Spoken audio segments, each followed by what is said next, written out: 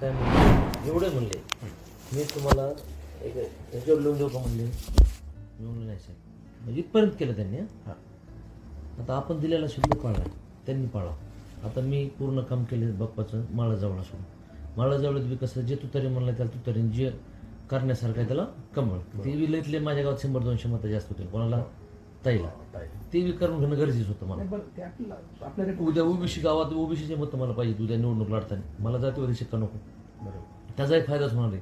जवळ प्लस होणे विधानसभेला फायदाच आहे ओबीसी मतं घेण्यासाठी. पार्टीचं नुकसान नाही त्यात. मी जरी जवळ मतं पण बाकी 376 बूथवरली सगळी यंत्रणा मी बाप्पाला देऊन टाकली हे बी तितकंच खरं. बरोबर प्रमाणे दिली ह्यावेळेस. म्हणजे मी माझ्या आयुष्यात पंकजा मुंडेला पहिल्यांदा धोका दिला. नुसते यंत्रणा नाही पैसे बी दिलेत मी बाप्पाला. हां काय झालं सापुद्राकडे गेलो आम्ही आता ह्याला वाळव्याला सगळे यंत्रणा दिली मी ह्यावेळेस. मी प्रामाणिकच बाप्पाचं काम केलं ह्यावेळेस मनातून.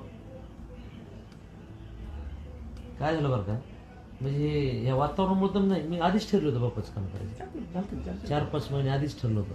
बाप्पाला उभा करण्यात सुद्धा मी व्हायला विचारा त्याचं मत परिवर्तन करण्यात मी किती कारणीभूत होतो.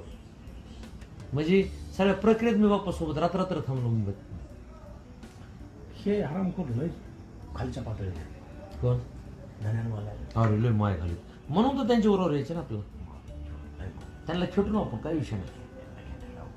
बीडमध्ये एखादा धनंजय मुंडेची आपण गाडी करू मी सारखा फाटका माणूस खेळतो. अरे मी तुम्ही तर आपण करू ते पण कधी ते इकडे आल्यावर मग ते फोडण्यात मी माझे त्याला एक ठोका एक दगड आपण 50,000 प्लस 1 कोटी 2 कोटी खर्च वर केला आपल्या एवढ्या एका ठोक्यात. नाही प्रेस घेऊन काही बोलतो मी पुन्हा कसलं नाही अंगावर बी जातो पुन्हा प्रेस घेऊन ते बी लोक जाहीर चॅलेंज करू त्याला. सध्या महाराष्ट्राचं बीडचं राजकारण मात्र चांगलंच तापलं आहे.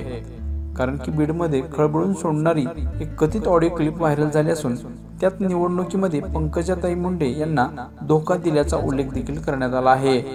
ही व्हायरल झालेली ऑडिओ क्लिप शिवसेना शिंदे गटाचे जिल्हा प्रमुख कुंडलिक खांडे यांची असल्याची माहिती देखील समोर येत आहे. मात्र या क्लिपमुळे बीडचं वातावरण चांगलंच तापलेलं दिसत आहे.